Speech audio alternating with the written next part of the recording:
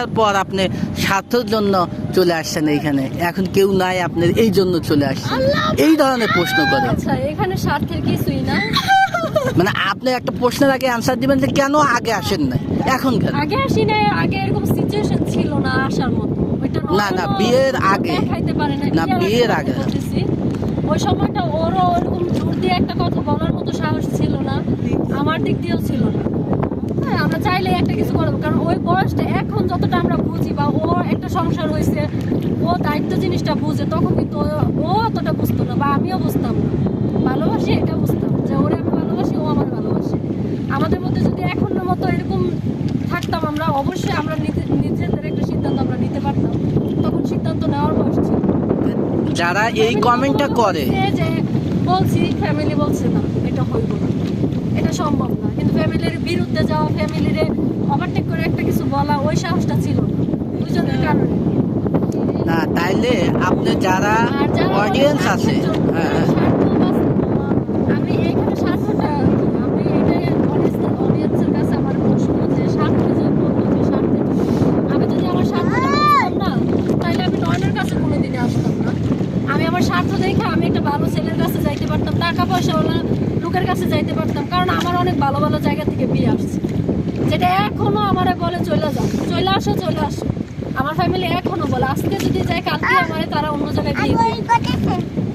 তাহলে এখানে স্বার্থের কি আছে? আমার হাজবেন্ডের কি 5-10 লাখ টাকা আছে ব্যাংকে, 4-5টা বাড়িঘর আছে, যে আমি ওইটা দেখা স্বার্থের জন্য আসছি? এখানে স্বার্থ কোনটারে বলে? মানুষ স্বার্থ ওইটাই বলে যে এটা হচ্ছে মনে করেন টাকা পয়সা দেখা, তার একদম প্রপার্টি দেখা যদি আমি আসতাম, তাহলে এটা স্বার্থের জন্য আসছে। আমি তার বউ দেখা, বাচ্চা দেখা, সবকিছু দেখে আসছি, এটাকে আমি স্বার্থের জন্য আসছি? আরেকটা কথা হচ্ছে, যদি আমি স্বার্থের জন্য আসতাম, আমি কাকুলিরে খেদাই দিতাম, কাকুলিরে খেদাই দিয়া তারপর আমি আমার স্বার্থ হাসিল করতাম। আমি কিন্তু এটাও করিনি। আমি কাকুলির রাইখা তার বউ তার কাছে রাখছি, তার সন্তান তার কাছে রাখছি, আমার জায়গাটাও আমি বুঝে নিচ্ছি। এখানে আমি স্বার্থবাজি কিছুই করিনি, কিন্তু সর্বশেষ কি হয় লাস্টে, মানে আমি যে স্যাক্রিফাইস করছি এটার কোনো মূল্যই থাকে না। মানুষ শুধু আমার এই গালি, ভাই গালাগালি কি আছে এখানে? আপনারা আপনাদের বিবেক দিয়ে ভাবেন না, ভাবেন কিন্তু আপনারা আমারই প্রশ্ন করা লাগে না, আপনারা আপনাদের প্রশ্নটা বুঝে পাবেন। যা আমি চাইলেই কিন্তু ভালো জায়গায় বিয়ে করি না। আমার কাছে মনে হয়েছে যে তার কাছে আসাটা ঠিক, আমার কাছে ঠিক যেটা মনে হয়েছে আমি তো ওইটাই করছি। এখানে স্বার্থের কিছুই নেই। যারা এই ধরনের কমেন্ট করতেছে তাদের উদ্দেশ্যে কিছু বলার আছে? তাদের উদ্দেশ্যে আসলে কিছু বলার নাই, তারা তো ভাত খায় না, ঘাস খায়।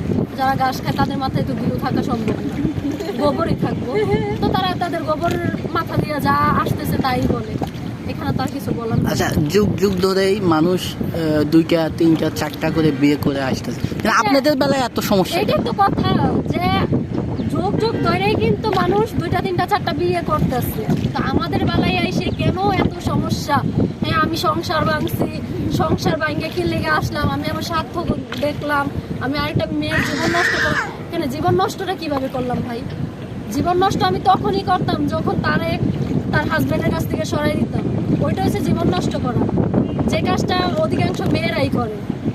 বড় বউরা খেদাই দিব, খেদাই দিয়ে ছোট বউটা মানে সবকিছু জুইলে বসবো, আমি তো ওইটা করি নাই। আচ্ছা, আর একটা প্রশ্ন, আপনি কি করে বেশি বলে যে কালা জাদু করেছে? মনের জাদু হচ্ছে সবচাইতে বড় জিনিস, যে জাদুটা আমি আরো 13 বছর আগে আমার জামাইরে করছি, ওই জাদুটা এখনো আছে, বুঝছেন?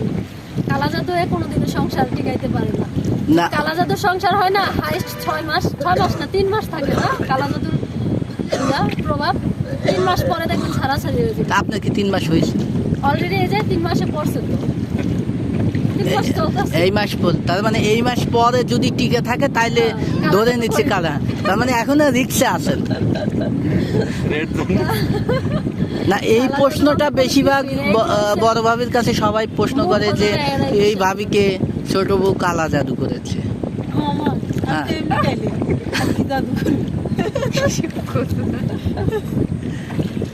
আমার সতীনের তাবিজ করছে, সতীনের ফ্যামিলির তাবিজ করছি, জামাইরে তাবিজ করছি, জামাইয়ের ফ্যামিলির তাবিজ করছি, শুধু আমার ফ্যামিলির করতে পারিনি।